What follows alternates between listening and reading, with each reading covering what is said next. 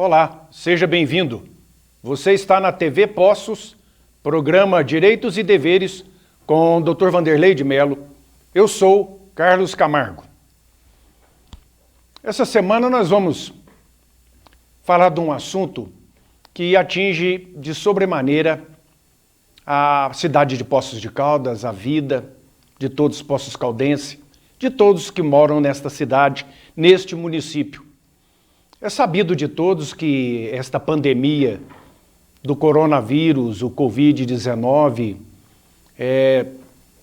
transformou o mundo e as consequências estão aí a todo momento, com milhões de vidas perdidas, sequelas ainda para aqueles que sobreviveram a este ataque do vírus. E Poços de Caldas está passando por um dos piores momentos da sua história.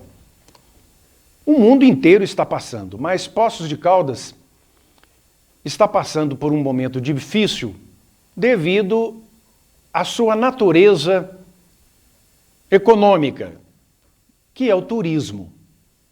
Então, todas as cidades no mundo onde depende do turismo, elas foram, além de afetadas na área da saúde pelo ataque do vírus, pela parte da economia. O número de empresas que fecharam em nossas cidades, em particular aqui em Poços, o número de desempregados, porque fechando empresa é obrigado a dispensar todo mundo, ou aquelas, por contenção de despesa, vai reduzindo o quadro de funcionários e o número de desempregados vai aumentando. A gente chama de desempregados aqueles que estavam trabalhando e perderam o emprego, sem contar aqueles que estão querendo entrar no mercado de trabalho, no seu primeiro emprego, e que não conseguem também, por não ter esta oferta. Então, como Poços é uma cidade que desde o seu nascedouro, ela nasceu em função das águas termais, das águas curativas, e transformou uma vila numa pujante cidade conhecida no mundo inteiro. E junto com esse turismo que foi feito, das pessoas de todos os lugares virem a Poços de Caldas para se tratarem nas águas termais, a cidade então foi tomando crescimento em função disso, do termalismo. E depois, com a construção das termas, tudo isso a cidade foi tomando corpo. Logo após isso, a construção de hotéis, sempre para atender esses turistas que para cá vinham, porque o tratamento com águas termais era um tratamento que necessitava que a pessoa ficasse na cidade para tomar os banhos necessários todos os dias, por um determinado tempo. Então a pessoa vinha e hospedava em hotéis. E para ter ali um lazer, um passatempo, os hotéis começaram a oferecer jogos. E aconteceu que no Brasil, foi principalmente no governo de Getúlio Vargas, no primeiro governo de Getúlio Vargas, ele deu uma ênfase, ele deu uma força muito grande aos cassinos. E isso deu um up, uma alavancada no turismo em Poços de Caldas. Porque aí nós tínhamos, além do turismo das termas, das águas, os hotéis começaram a agirem no sentido de construção de cassinos. O centro de Poços de Caldas, década de 20, de 30, de 1920, 1930, era praticamente hotel e cassino. Hotel e cassino. Era essa área mais central da cidade aqui. Muitos cassinos, muitos hotéis. E isso, a cidade teve um desenvolvimento muito grande. Muito dinheiro corria aqui. Emprego não faltava, só não trabalhava quem não quisesse. A cidade conhecida em todo o Brasil e até no exterior. E isso tomou um baque muito grande em 1946, com a proibição dos jogos. Isso, para falar da proibição dos jogos, que aí a cidade perdeu a oferta de emprego, perdeu o emprego que já existia, e a cidade entrou numa recessão, porque deixou de contar com tudo isso. Porque os jogos de cassinos não se resume somente nos jogos. Eles atraem artistas de todo lado, shows, e isso angaria mais dinheiro para a cidade. É mais dinheiro que entra na cidade, movimenta a cidade. Nós sabemos que no mundo, nos lugares onde existem os cassinos, a arrecadação de dinheiro por parte do governo é muito grande. E a infraestrutura oferecida em decorrência do imposto recolhido também é proporcional, é da mesma forma. Nós temos hoje famosos cassinos pelo mundo afora. Las Vegas, por exemplo, que é uma cidade inteiramente voltada aos cassinos, com shows de toda a ordem, artistas de todos os estados dos Estados Unidos e do exterior fazem shows em Las Vegas. Emprego à vontade, todo mundo trabalhando. Outros cassinos pelo mundo afora, Monte Carlo. A própria China comunista tem uma cidade com um dos maiores cassinos de jogos do mundo, em Macau, China. Então a gente vê que, pelo lado econômico, os cassinos só trazem vantagem. Mas por uma cidade pequena, como na época os jogos no Brasil, resumiam nas capitais, com mais veemência no Rio de Janeiro, depois Petrópolis, cidade serrana, turística, aqui no estado de São Paulo também, em Minas, em São Lourenço, Poços de Caldas e outras cidades também de hidrominerais, estâncias, que também fizeram da mesma forma, aproveitando para instalar os cassinos. Isso corria muito bem, até que no final do governo do Getúlio Vargas, na chamada Era Vargas, 1930 a 1945. Chegou em 1945, com o final da Segunda Grande Guerra Mundial, o povo clamava, os políticos, a sociedade como num todo, clamava por mudanças, por reformas. Aquele governo de Getúlio era um governo ditatorial, ele era um ditador. E a Segunda Guerra trouxe uma ascendência muito grande na democracia, porque as próprias tropas brasileiras que participaram, que guerrearam na Europa, principalmente na Itália, lutaram contra o nazismo, lutaram contra o fascismo, lutaram contra ditaduras, e essas tropas, ao retornarem ao Brasil, o povo, então, clamava por democracia. Então, Getúlio Vargas, em 1945, com o final da guerra, se viu muito apertado.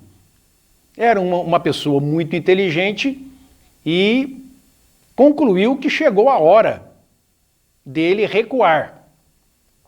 Então ele abdicou, ele renunciou e praticou um ato para as eleições.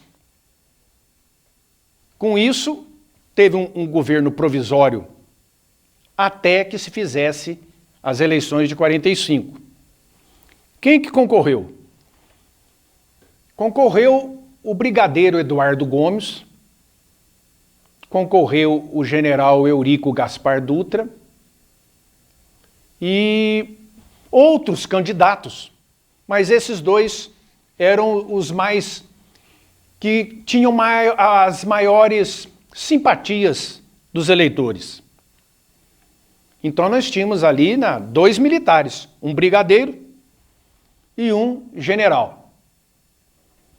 O Eurico Gaspar Dutra, ele estava com o apoio do Getúlio, no finalzinho. Mas como em 1945 ainda não existiam os partidos legalizados, porque no governo de Getúlio, na chamada ditadura de Getúlio, em 1937, ele extinguiu todos os partidos políticos. Ficaram todos ilegais, na clandestinidade. Não tinha eleição, então não tinha partido. O que aconteceu em 45? Voltaram os partidos. E os partidos que voltaram, a chamada União Democrática Nacional, a UDN, que tinha como líder o Carlos Lacerda. Num partido que foi um outro partido criado por simpatizantes de Getúlio Vargas, que era o Partido Social Democrático, o PSD, que tinha o Gaspar Dutra se lançando a candidato. Tinha um outro partido de menor aceitação naquela época, que era como líder o Adhemar de Barros, de São Paulo. E tinha o Partido Comunista, com Iedo Fiuza, também candidato. Então, esses três eram os mais cotados da época. O interessante é que Gaspar Dutra era ministro da guerra de Getúlio. No final de 40, quando aproximou 1945, ele planejava, junto com outros, já esse golpe contra Getúlio. Getúlio destituiu de ministro da guerra, que era um cargo hoje comparado aí ao ministro das Forças Armadas, Marinha, Aeronáutica, Exército. E aquele grande aliado, parceiro, ministro do governo Getúlio, mudou de lado. Aí veio a eleição de 1945. O Dutra candidatou, tendo, como até no início era o mais querido dos eleitores, o brigadeiro Eduardo Gomes, mas na reta final, Eurico Gaspar Dutra virou e teve uma grande margem de vitória, mais de 55% dos votos válidos.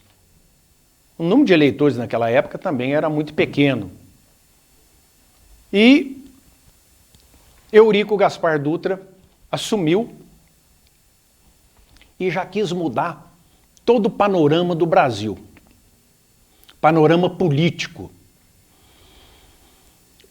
O mundo acabava de sair da Segunda Guerra Mundial. Terminou uma guerra, propriamente dita, E começou uma outra, chamada de Guerra Fria, que era a guerra entre os que ganharam a guerra, Estados Unidos e a União Soviética.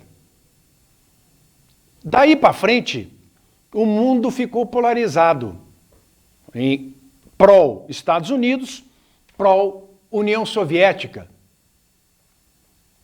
E o Eduardo Gomes, o Eurico Gaspar Dutra, como presidente, alinhou-se aos Estados Unidos. Mais conservador, capitalista, democrático. E, com isso, em 1947, Eurico Gaspar Dutra cassou o Partido Comunista Brasileiro. E todos os deputados que foram eleitos pelo partido, mandando o Partido Comunista Brasileiro para a clandestinidade, para a ilegalidade. Mais um outro ato, em 1946, que é aí que eu vou chegar no início da nossa fala, em 30 de abril de 1946, Dutra baixou um decreto-lei proibindo todos os jogos de azar no território nacional. Foi uma queda, um balde de água fria, uma cachoeira de água fria em todas as cidades onde havia a efervescência dos jogos, dos cassinos, do dinheiro correndo à vontade, do emprego para todo mundo.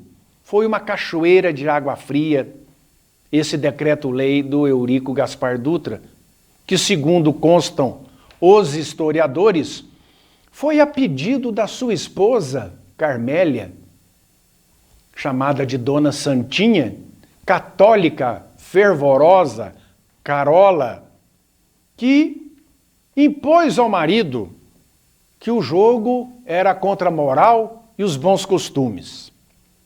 Daí para frente, muitas coisas aconteceram. Já já a gente continua.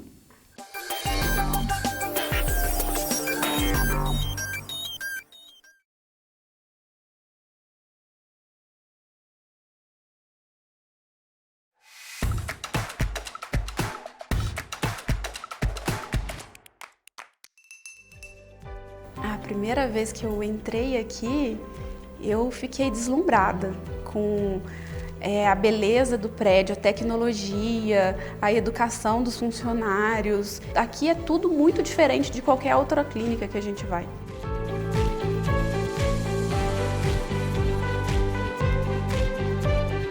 Ver como você vai ficar, como que vai ser o seu tratamento, além de te deixar muito entusiasmada, a gente fica esperançosa, fica satisfeito.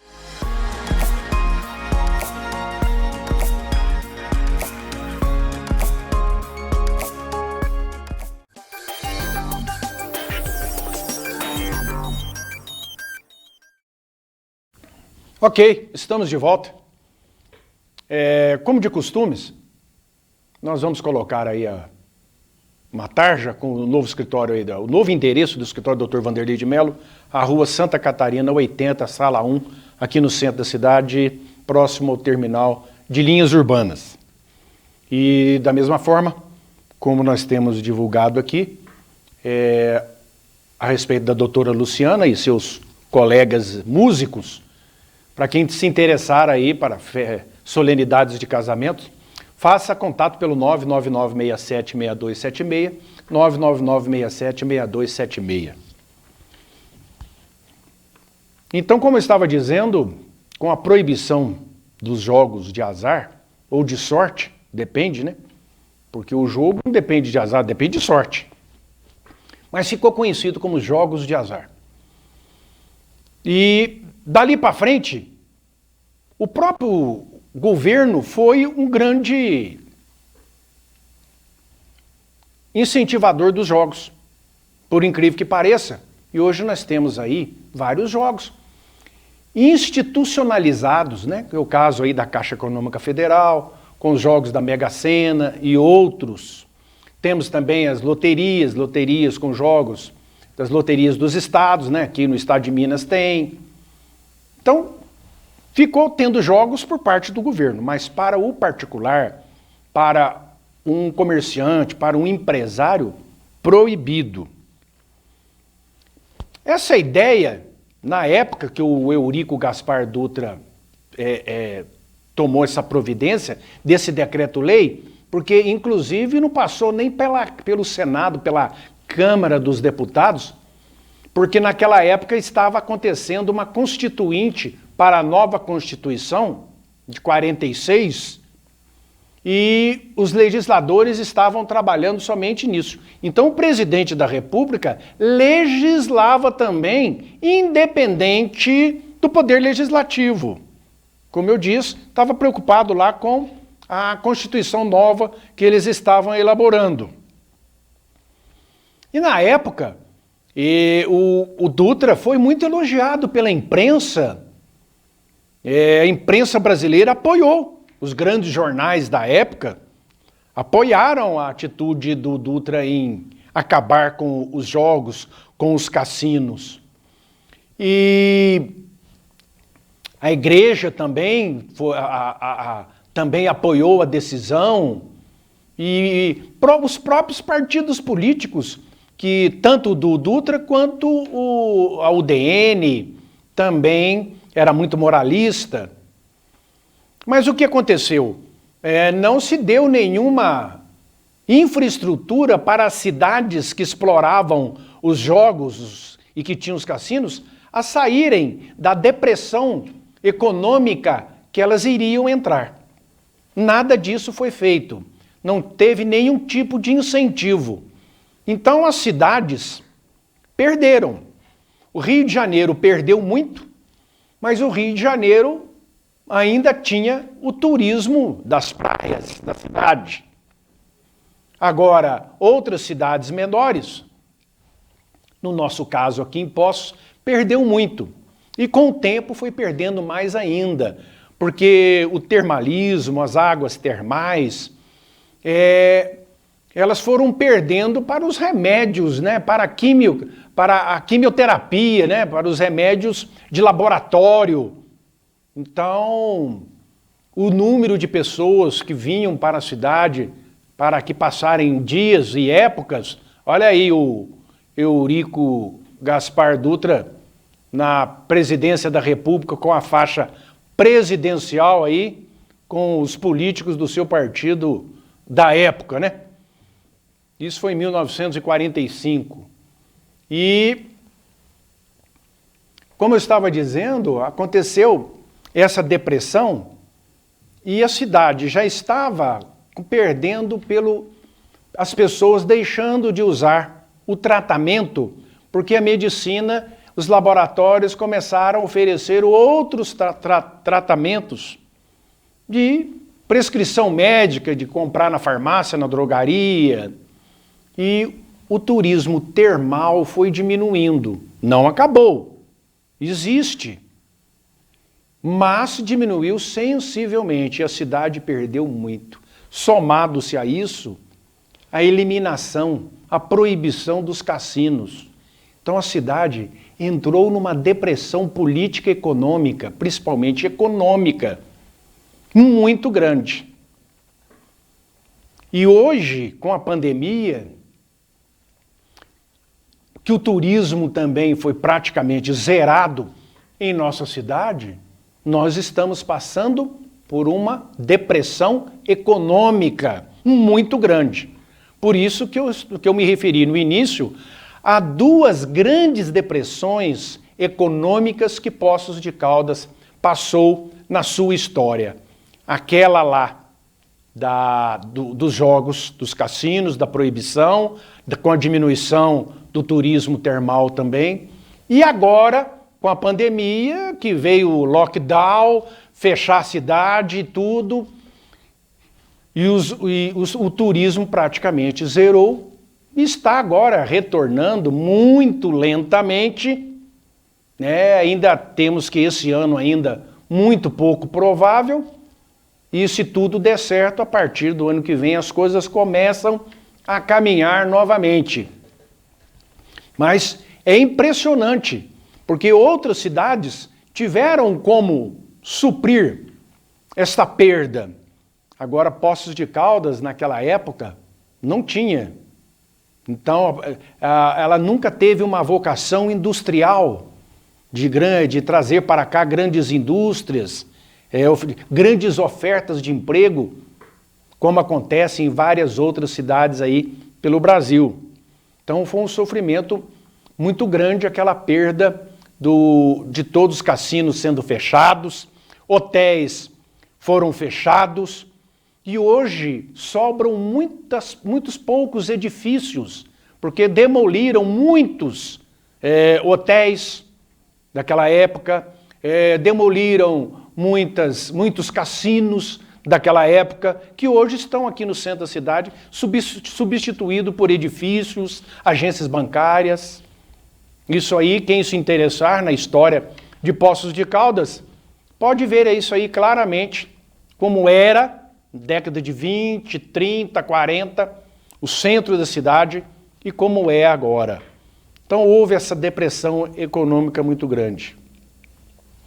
No governo Dilma, ela era muito simpática à volta dos jogos, dos cassinos.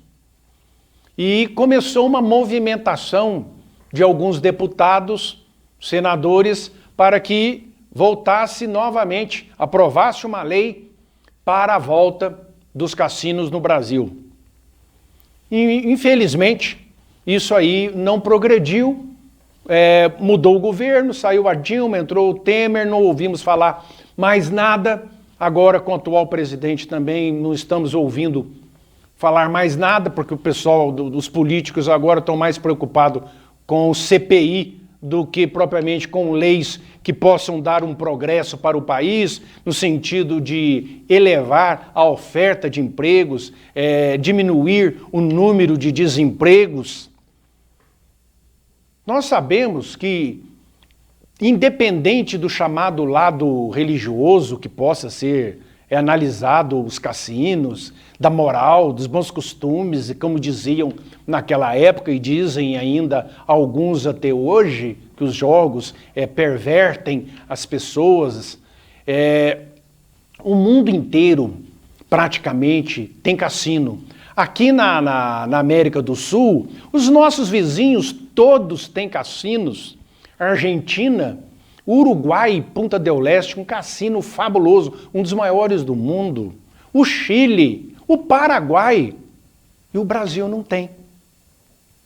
O brasileiro que tem condições de participar, de jogar num cassino, que tem poder aquisitivo, vai para a Argentina, vai para o Paraguai, vai para o Uruguai, vai para o Chile. Isso quando não vai para Las Vegas, não vai para Monte Carlo, no Mônaco, e outros lugares pelo mundo, onde tem cassino, onde tem oferta de emprego, onde tem emprego à vontade, onde tem emprego para o mundo artístico.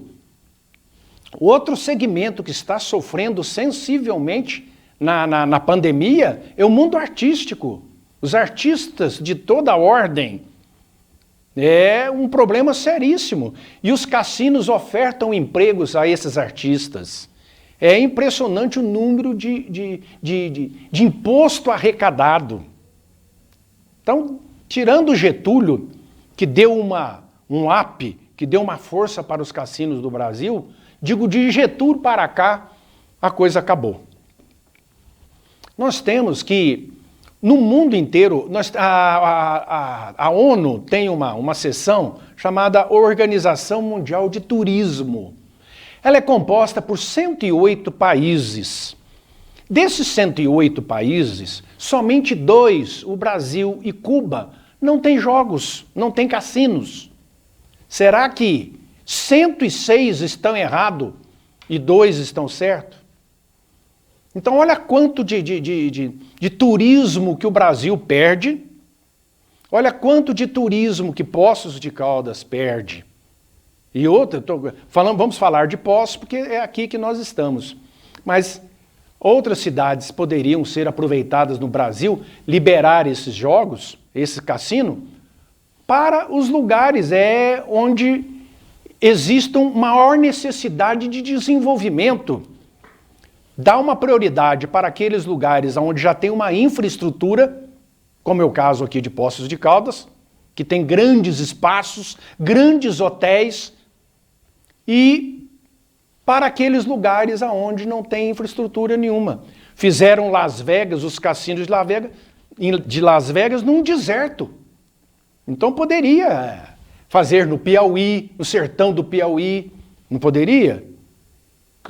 Transformar uma Las Vegas brasileira. E Poços de Caldas, São Lourenço, as cidades aqui hidrominerais aqui do sul de Minas, iriam aproveitar muito com isso aí. Até a próxima, obrigado pela audiência.